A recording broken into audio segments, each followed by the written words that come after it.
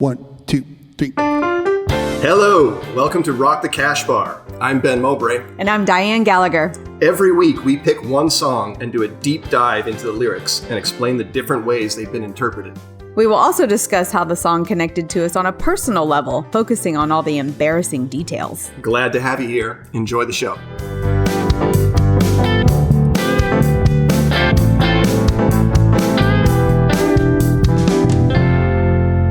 Hello, Diane. How are you? For those who are listening and not watching, Ben's whole face is back. Good to see you again. Yeah, I got rid of my filthy Carney mustache. I'm putting my filthy Carney character to bed. The carnival's over, Diane. We're recording this 2 days after Halloween night. It was the last night of my little pop-up carnival bar, and it couldn't have gone better. We were only open for 4 hours. We were open from 6 to 10, and we were packed the whole damn time. Like it was, yeah, it was absolutely fantastic. It was weird because the Sunday before Halloween, me and my friend Lindsay Beal at Grand Prize, the other bar that I work at, we dressed up. She dressed up like Tom Cruise from Cocktail, and I didn't really have to dress up as Brian Brown from Cocktail. I am 2 years older than Brian Brown was when they made that movie, and I am every bit as haggard and baggy-eyed. Chain-smoking veteran bartender. I saw a clip of you trying to do the flips and the... Oh, yeah, it was so much fun. I was doing like the behind the back pose. I have no idea how to do those things, but I would do it. I was doing them just confidently. Like the big joke was how badly I was screwing it up. I was just like, "Hey, let me pull your shot, mate." And like pour iced tea down my back and drop it every shot glass in front of somebody. That's awesome. It's the best night of your life, isn't it? So you guys had like this sale too, like where you were selling off all the stuff. Like, were you selling booze? Were you candy? What were you selling? We were selling everything. Everything must go. Like I was selling some of our decor. Like if I owned it and wanted to part with it, like make me an offer. Nice. Did you sell a lot? Mm-hmm. Well, yeah. We really did. We sold so much that I was trying to do two things. Like obviously I want to sell as much as I possibly can, but I don't want to buy more than I can sell, because like in a perfect world I would pour the last drop at exactly closing time. And I missed it by half an hour. Half an hour on the bad side. Like I had to pull the plug at like 9:30. I had to be like, "I'm sorry, the bar's closed. I can't make you anything." Alcohol. Yep. I was telling somebody like I can't make any of the drinks on the menu anymore. I'm out of all of that. And they were just like, "Well, just make me an old fashioned." So I was like, "Okay." And I go, "I have no whiskey of any variety. I have no bourbon. I have no rye. I have no scotch." We can have some friendly conversation and eat some candy, maybe. Yep. So I just made a bit of a speech, and I thanked my sister, and I thanked our friend Rob, and then I just started pouring shots. Like I still had like all of my candy infusions were left, so it's just like, everybody have some Skittles vodka. Awesome. Is it back to the beard? I was like, I know this is gross, but part of me wishes you had cut it and kept it like it's a little souvenir. I really did. I spent a lot of time like looking in the mirror, seeing it. Like, is there a way that I can get this off in one piece so that I can have it bronzed? Yeah. I would have like put a little braid in it, 2 little braids, and then snipped it and tied it up, and then So fun. Congratulations. What an accomplishment. You guys worked on this for so long. It was a really good 3 months, and it was packed every night. I'm proud of you guys. It was great. I was really thrilled. Like it was received so much better than I really thought it would. I thought I was going to have to argue with people all night long. Like, why can't you make me these? Probably because I don't have the money to buy the bottles to make the classic cocktails. Yeah. But I didn't have to do that. I only had to do that like a handful of times. Like, and people would, because we decked it out. Like it was obviously the carnival. Like you walked in there, like it was a filthy, even before we decked it up for Halloween. Like if you walked in there and you didn't like it, you would just turn around and walk out. Right. I think some people would be like, "Oh no, I'm afraid of this. Like I can't do this." That happened a couple of times, but I do think that that's a good thing. Like there were some decisions that we made, in terms of decoration, and decisions that we made menu wise that were literally like there are certain groups of people that really love restaurants and really love going out to bars that I don't want to deal with. You know, like Yeah. I don't want to deal with the fussiness. I don't want to deal with the like I can't do it. I don't have the skills for it. This You is know, for so people who like fun. yes, Yeah. exactly. That was I learned two things. First of all, the most frustrating thing about running a business is me. Yeah. It's my lack of organization and my lack of forethought, my lack of follow through. Like all of the biggest problems were caused by me. And then the second thing I discovered is that if you want to do anything unusual, like you just got to have the patience to explain it over and over and over again. Yeah. Yeah. Which I also like. It's the same four questions. Where are you going next? Where do you get your ideas? Is Uh-huh. like, oh my God, I don't understand why people still ask that question. Like, well, you know Yeah. what? There's next to the Target, on Washington, there's a little idea store. You just go like any idea you need. You just go in there. They've got them all.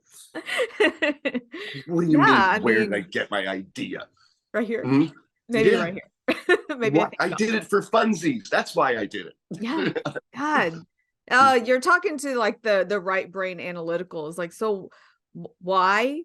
Yeah. What? I really Why do. Like not? if you make a truly unusual business or a truly unusual space for somebody, like they do sort of panic. They're just like, it's like I really do feel like there's a certain group of people that feel like they're losing control. Uh-huh. Like Uh-huh. where's the sports? Like I Yeah, noticed that even both. we went during playoffs and I was like, I am aware the game will not be on in the carnival. Yeah.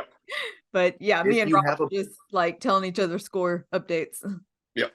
If you have a bar that has TVs that are not tuned to sports, people come in and they do hyperventilate. Like they get there's a certain kind. It's always a dude. It's like he can't figure out what's going on in the world. Like what people What? are interested in things that aren't balls and nets. Like You're yeah, like, go home. yeah. Why are you out then? Are you having trouble finding it? I would like to direct you to every other aspect of our culture. Yes. You've walked into the one place that doesn't show football on a Sunday afternoon and you're demanding football. Yeah, come on, man. Come on. Mhm. Well, congratulations again. I'm kind of Thank glad you. spooky season is over. Honestly, 1 month is enough. I mean, I'm that person who decorates like in the end of September because I'm just so excited for the holidays. But we had a big Halloween party here. I throw one for the whole neighborhood, and on Sunday before Halloween, and on Monday I took everything Halloween out of my house. Corbin's like, "We still have Halloween on Tuesday." I was like, "Nah, it's over." I mean, we took him trick-or-treating, but I was like, we're done. And Yeah. everybody has started like shitting on Thanksgiving, like it doesn't matter. And they go straight to Christmas and Christmas trees. I'm like, no, in my house, Nope. all of November is Thanksgiving. I have turkeys out. I love turkeys. I love the fall look, the orange, the pumpkins are still around. But I will say, the night of Thanksgiving, I put the fork down, and the next morning I'm like, jingle bells, Yep. like Christmas goes up then. You're doing it right. I agree with you. I do think that we kind of blow past Thanksgiving, and Thanksgiving is my favorite. I Like if I had to know. pick a favorite, I think it's Thanksgiving because I it's love it. it's the least. You don't have the pressure to perform that you have on Halloween. You don't have the No, pressure to look good that you have on Halloween. You don't no, have the pressure of gift giving that you get on Christmas. Like, did I get no. enough stuff? Did I get the right thing? Are they going to like it? I've got young nieces and nephews that I don't know. Are you really into this? Like, I don't want to be the lame uncle giving lame gifts. I know. Yeah, But and Thanksgiving, you don't have to worry about that. Just show you up. you're supposed to wear comfy sweaters, and the dude that comes to your bar that wants sports is his fucking day. We are Yeah, allowing him to sit in his recliner and watch football and nap. That's all yeah. he has to do. It's great. It's a great holiday. You just eat and eat and eat.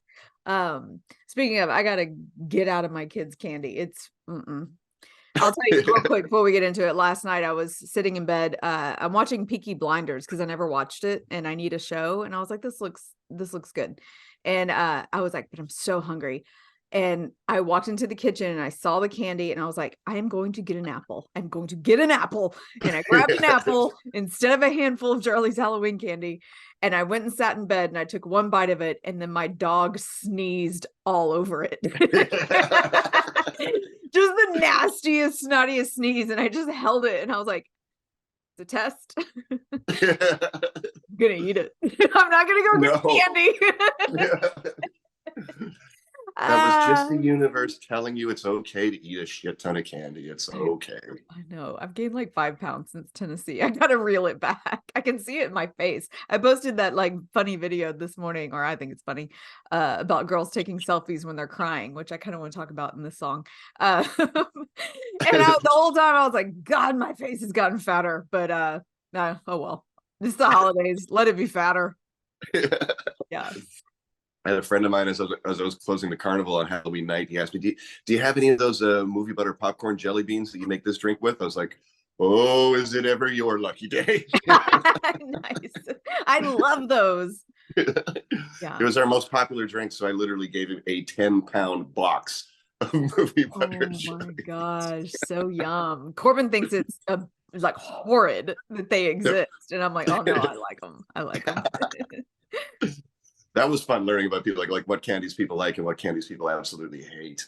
I didn't realize I was making a drink with circus peanuts. I didn't realize how torn people were over circus peanuts. Holy shit! Circus peanuts and candy corn are so polarizing, and I'm the weird one. I love candy corn, and at Easter time, give me all your black jelly beans. Give me all of them. I love sweet licorice. I don't like licorice in the bands like Twizzler.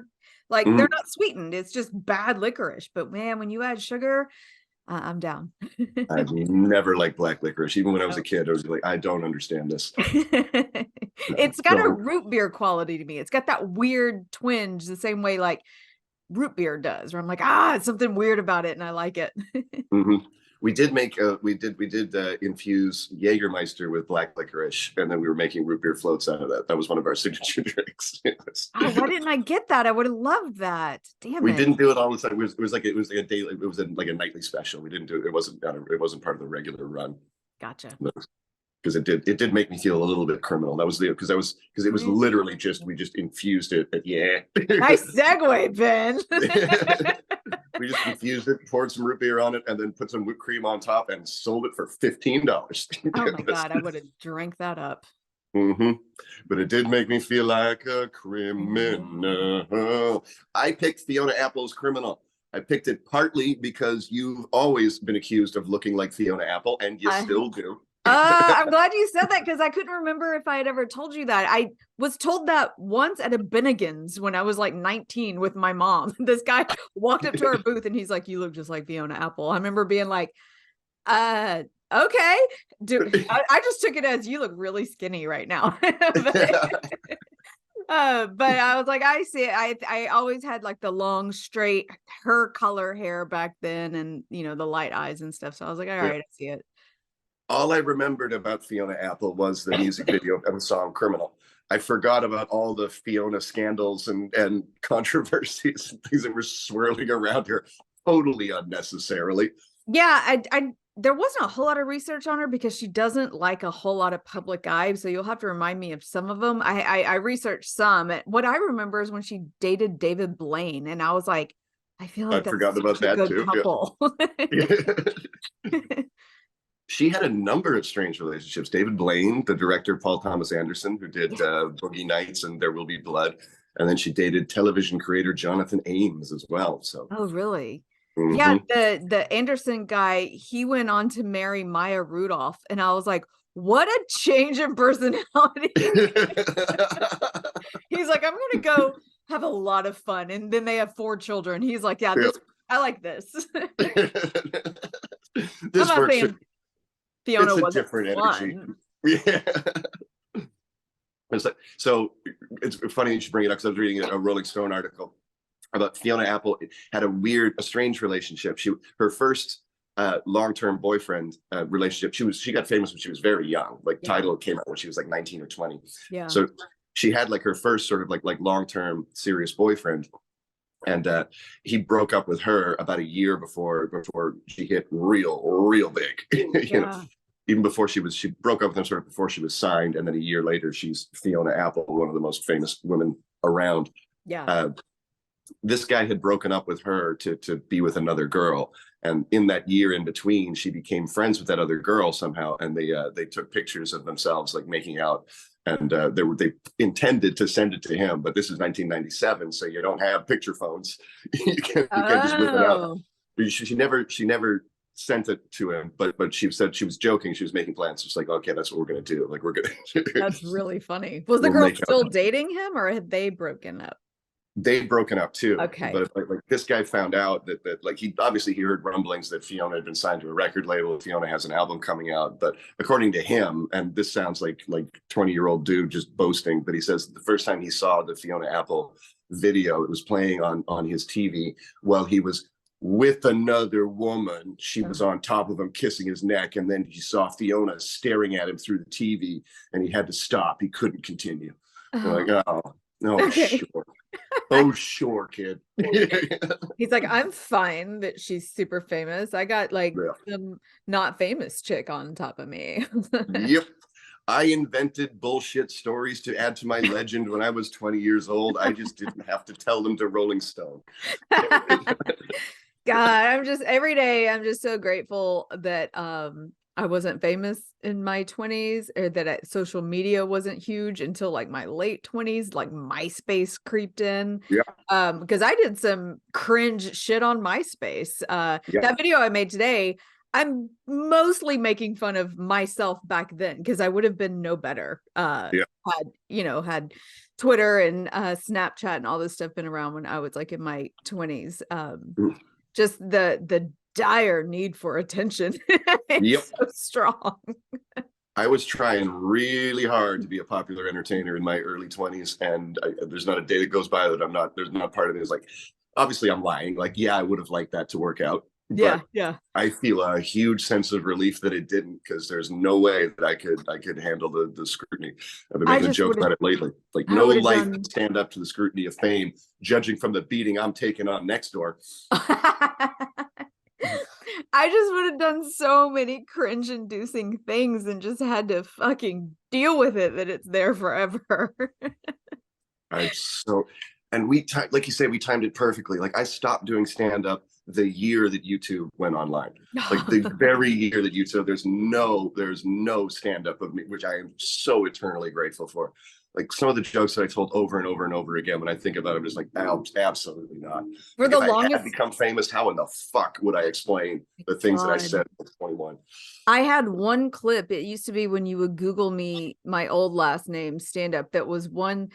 I don't even remember why it was taken, but it was an open mic and it was bad. Like, the audience wasn't even laughing. It's like the worst clip. Like, oh, you're a stand-up comic. Let me see one of your clips. And you're like, gah. Like, it was such a bad set.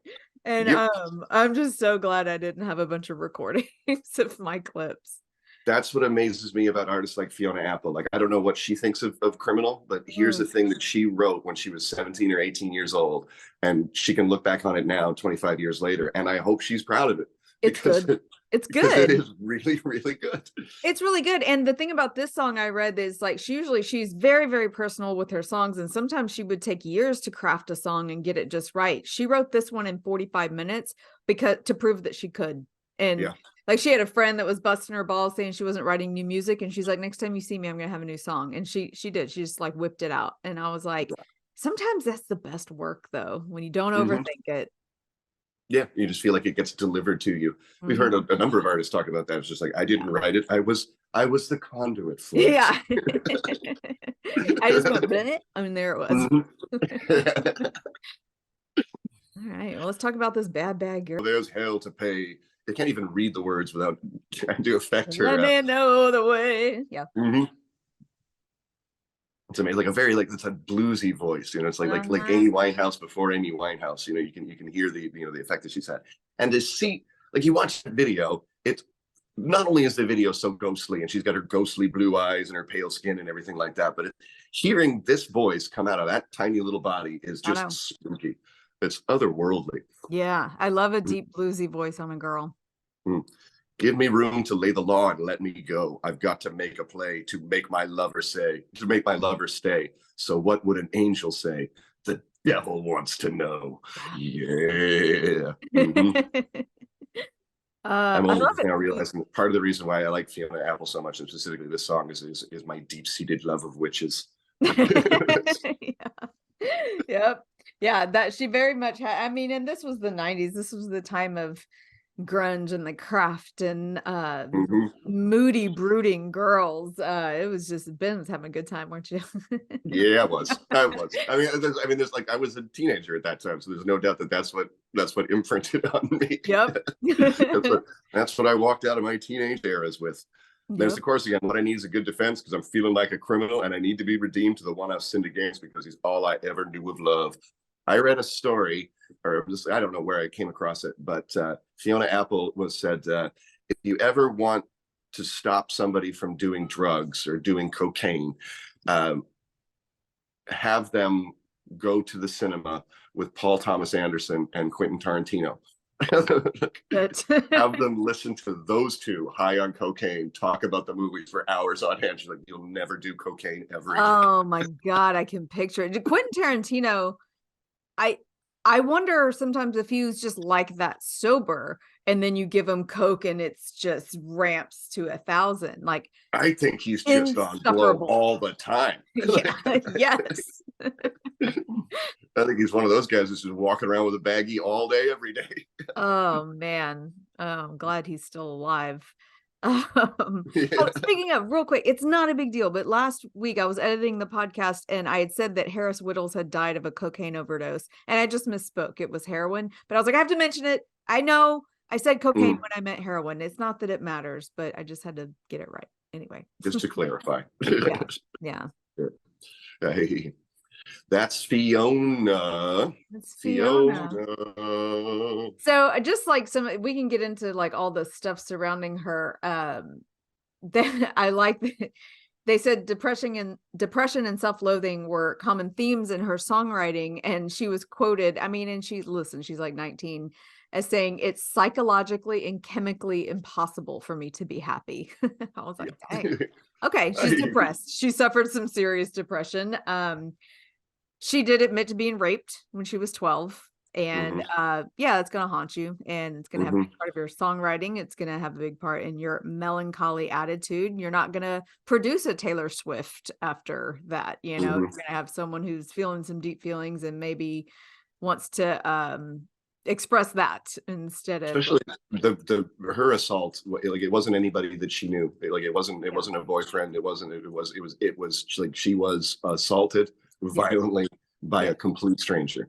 Like in the hallway of her apartment, you know, like it's terrifying at 12 years old, like fucking unbelievable. You're in therapy forever for that. I mean, that's yeah.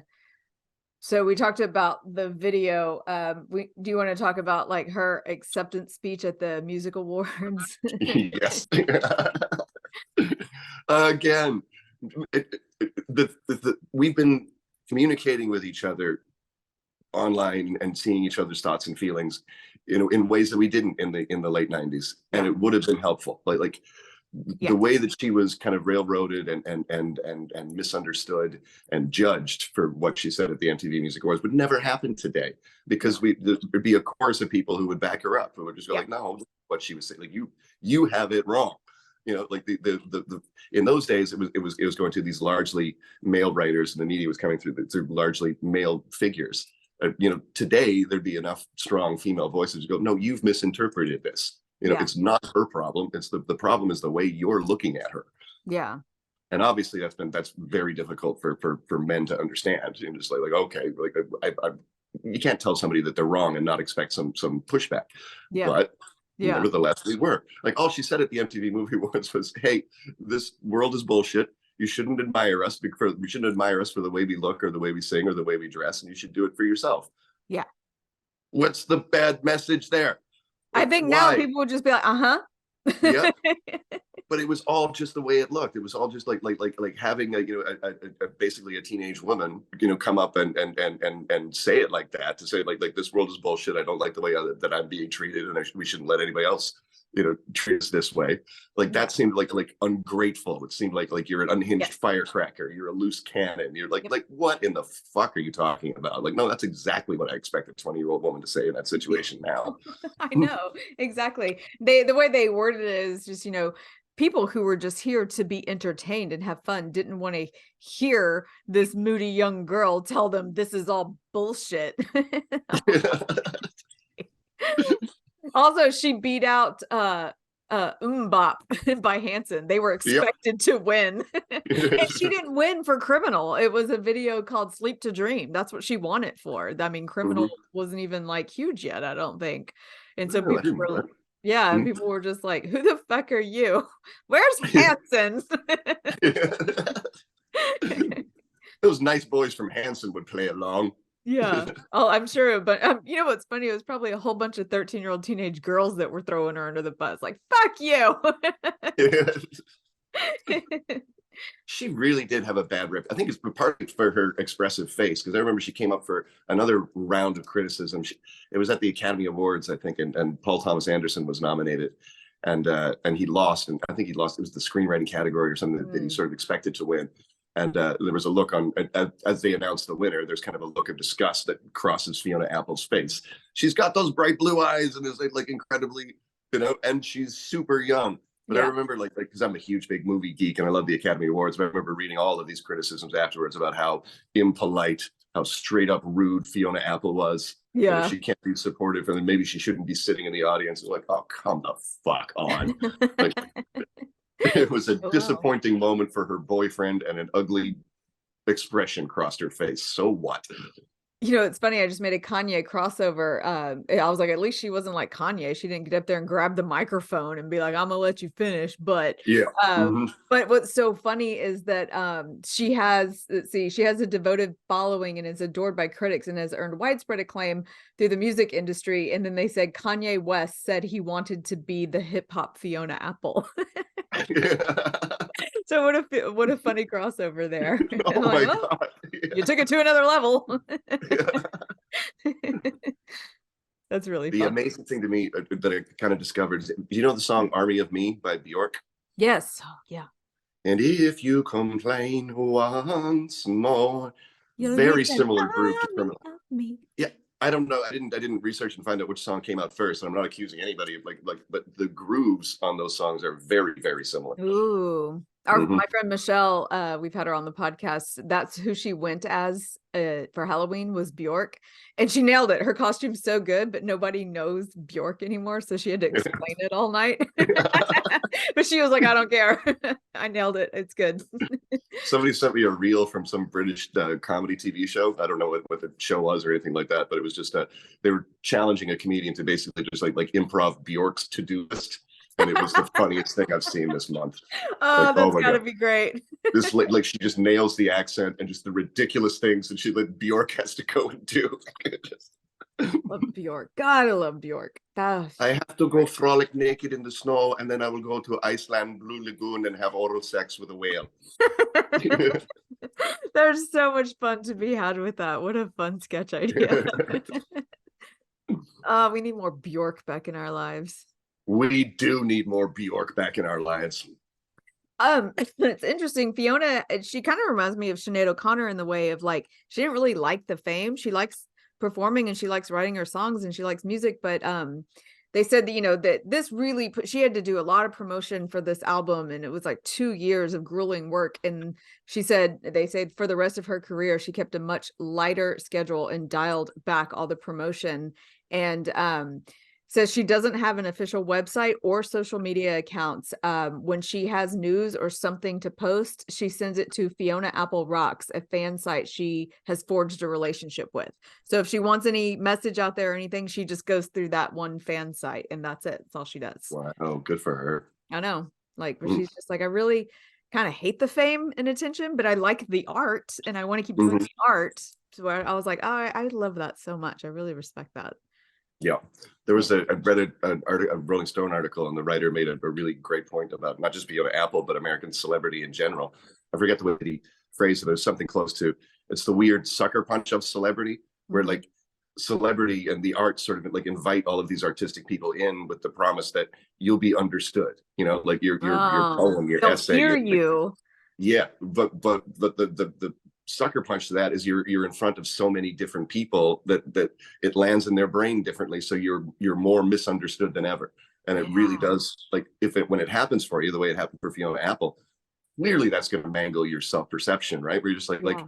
no, like, I know exactly what I was trying to say with this song. I've got this great voice. I'm a great lyricist. Like, I Yeah. couldn't be communicating more effectively than I am right now, and you still don't understand it.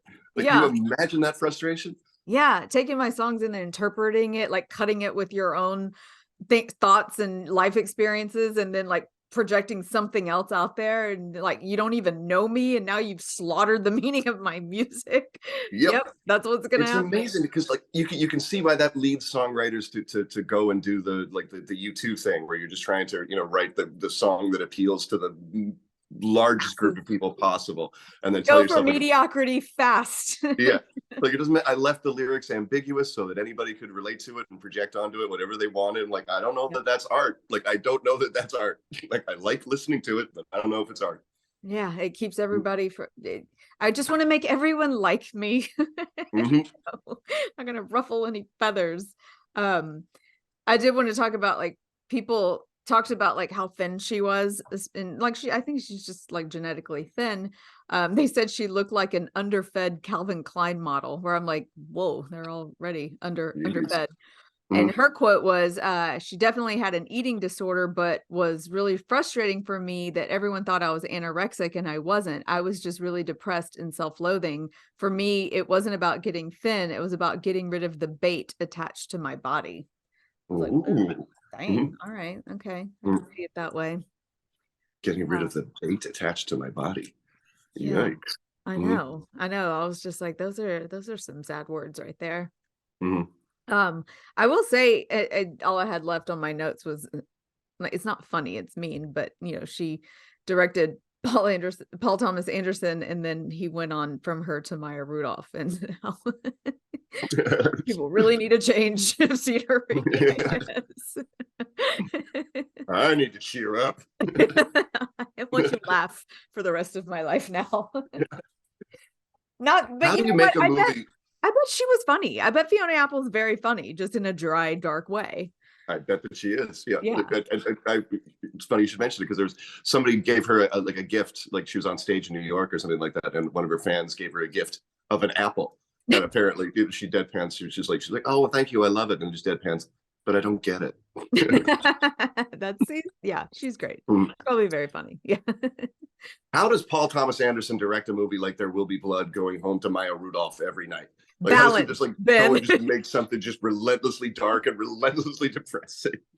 I think people like that, like, he sees the how great it is to have balance in your life, because you can't just live in that Yeah. was it writer Cormac McCarthy or whatever, like, you can't just live in that state all the time. You're like, okay, I need to go home and have a goofball in my Yeah. life. I need to hear her say bubble bath. I don't know if you watch Big Mouth, the cartoon. She's the hormone monster, and the way she says bubble bath, it makes me laugh so hard how funny that show is. If you don't watch Big Mouth, you've got to. It's like John Mulaney and Nick Kroll. Uh-huh. And they're the hormone monsters for teenagers who are starting to develop hormones. And my God, Will Arnett, it's the funniest thing. Yeah. Will Arnett is hilarious. I'm trying to base huge parts of my personality on Will Arnett's. Right? He's being the gregarious Canadian so much better than I am. Dude, Ben, I didn't have like a crush on him when he was like in his, he's still in his prime, I guess, like in the acting world. But like, when him and Amy Poehler were still married and they did all these movies and Arrested Development, now I mostly see him on Lego Masters because I watch that with my kid.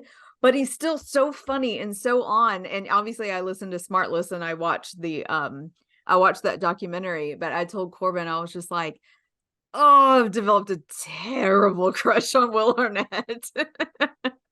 Really strong. Have you watched Murderville, his series on Yes, Netflix? so Oh, good. it's hilarious. I love the I Conan forget which episode. the Conan episode. Yeah, Yes. there was the funny the hardest I've laughed in a long time was I forget if it was Hassan Minaj or who it was, and that's kind of racist of me, lumping comics all together. I don't know if it was Hassan Minaj or Aziz Ansari. They're all interchangeable to my Oh white no, eye. Ben. I can't remember. Can't remember. But it was hilarious because he was because Kumail. yeah. Oh, it was. I think it was Kumail. Nanjiani. Oh my god. Oh, it's good. So it's like an improv murder mystery show, and Will Arnett has a mustache that's clearly there to hide his laughing. Yes. But Kumail challenges him. Like there's a point where he's like, "I'm going to need you to do a Pakistani accent, but you can't be racist about it. Can you do it?" And you see Will take a second just to kind of giggle. He just goes, "Yes, I can do it." My family is from Pakistan, but I immigrated to London when I was 6. Very smart. Yeah, for people who don't know, it's like there's no script. They bring in improv people and they set up a scene and then they just film it and they have to go. There's no script. And the Conan episode's really good. Everyone does such a good job. They bring in a football player. What's his name? Marshawn Lynch. Marshawn Lynch. He nailed it. He's great. Yeah. Such a funny show. I thought that was incredible because they opened with Conan O'Brien, who obviously has years of late night experience to work on his improv and keep the ball in the air and everything like that. And then they followed up with Marshawn Lynch, who's been in the weight rooms and on the football field. Probably not a whole lot of time for high school musicals or improv classes in Marshawn's life, but holy crap, did he do a nice job with it? Just like no nerves. He did such a good job. That's such a funny show. I should go back and watch that again. Hey. Is that it? Did we criminal? That's it. Yeah.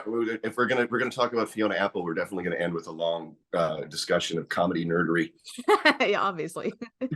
We gotta brighten this up a little bit.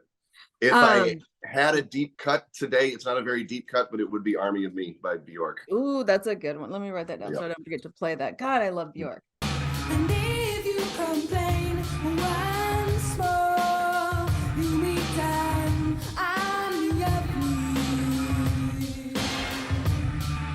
And if you complain once more, you meet time, I'm your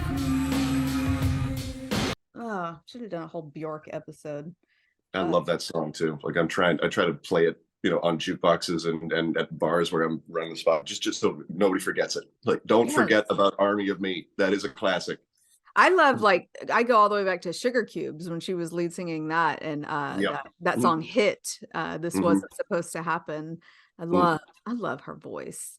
Or "Birthday," like you play that song and like it doesn't even, like, the chorus is just her wailing, and you're just like, it's You had that on the sad songs episode we did. Yeah. Yep. I absolutely love it. Like, there's something about, we've talked about it before, but it amazes me that, like, I hear somebody with a great singing voice, it makes me want to sing. Yes. That's the only thing. Like, if I see somebody, paragliding, or skydiving or cage fighting, I'm not like, oh, I got to give that a try. It's only singing. Me too. I just have raging jealousy of like people that were gifted that, and I'm like, all right, well, you just need to have that, I guess. I want it real bad. You can work on it. You can go take vocal lessons. I should. I think I'm just too embarrassed. My voice cracks once and I leave. I'm like, never mind. I can't. I think if you have a voice, you can learn the skills to turn it into a good voice. You just have to work your ass off at it. Okay. I'll try. Can I YouTube it? Can I YouTube it? I think you probably can. Oh my God, vocal coaches on YouTube. I bet that's hilarious. I know, over Zoom. Now I got to look that up. I know. My deep cut this week, I had a couple and I have to choose. Okay, I'm gonna go with, and like I said, mine aren't even like deep, they're just old, but I don't know if everybody remembers the 1999 house music club hit "Don't Call Me Baby" by Madison Avenue.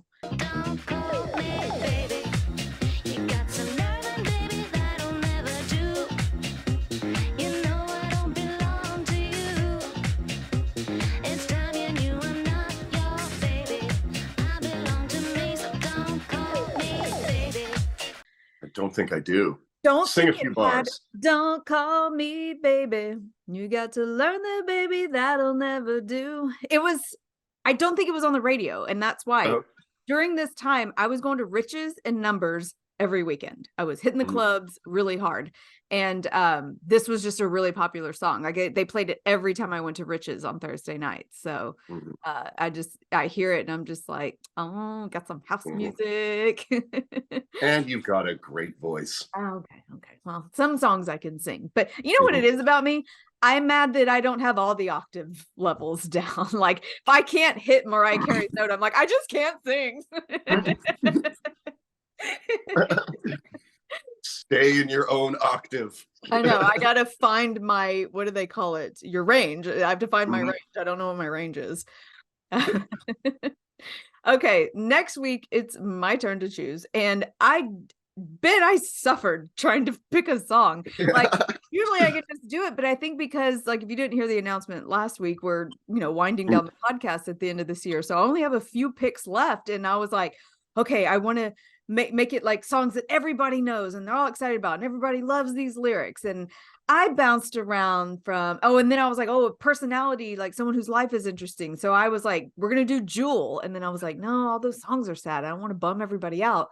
And then I was like, let's do Me and Bobby McGee, because I don't know what that's about. It's a popular song that I've never really listened to. So I was like, Janis Joplin, Chris Christopherson. I was looking into Billy Joel and Peter Gabriel. Now finally I was like, you know what? No, I don't care if nobody knows the song. I'm going to do the songs that just like hit me like right here, like connect me back with my youth. And the song I picked for next week, we're gonna go a little punk, but I'm not gonna hit them hard with some nasty screaming. We're gonna go Ian MacKaye, but and I'm not gonna make everybody listen to Minor Threat. We're gonna go into the socially conscious approach to post-hardcore punk, and we're gonna do Fugazi, and we're gonna do the song Waiting Room. I am a patient boy. I wait. My time, the one that's got a train. Everybody move.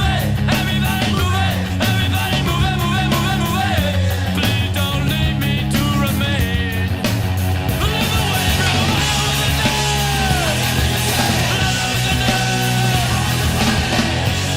Fugazi and Waiting Room. Yes. I don't know. Were you a Fugazi fan at all? No, they were one of All those the bands. t-shirts. Yeah, like I would see it on the t-shirt. Like I don't know what that is, and I'm scared to ask. Yeah. So Ian MacKaye, big name in punk. He was the frontman for Minor Threat, and the thing about it is for people who don't like know punk, I just imagine some like conservative church girl being like it's all bad, and it's like no, it wasn't. A lot of it was very positive. They were like a what do they call it, straight edge band. Like he didn't drink or smoke, and he promoted like positive things. And that the song Waiting Room, it's so chock full of analysis. I went on Reddit, and there are so many metaphors that people like. He writes his lyrics, and I think he thought he was being very specific, but they're like, no, the waiting room is an actual prison where he's waiting to get out of jail and change his life. No, the waiting room is a hospital. No, the waiting room is the state of mind when you can't get up off the floor and go make something of yourself. So it's actually a very, very positive song. And when you watch the video, it's just a whole bunch of emaciated white punk boys like really, really into it. But it's one of those songs that like I fucking loved Fugazi. I loved Waiting Room. It just made me feel something, and it's a good positive message. I'm looking forward to it. Yeah. I'm spending the week with Fugazi. Fugazi. I get so much cooler next week. No, we're gonna be so cool. I'm gonna be able to talk punk rock with punk rock guys by next week. There you go. I don't think I'll be able to do that. You're gonna know the name Ian MacKaye. All right, Are you ready to Vogue? I'm ready. And Vogue. 1, 2, 3. Rock the Cash Bar is produced by Diane Gallagher, music by Chuck Savage and Eddie Hawkins. Special thank you to Jeremy Essig for 6 Degrees and to Sarah Wessling for the Guilty Pleasures vocals.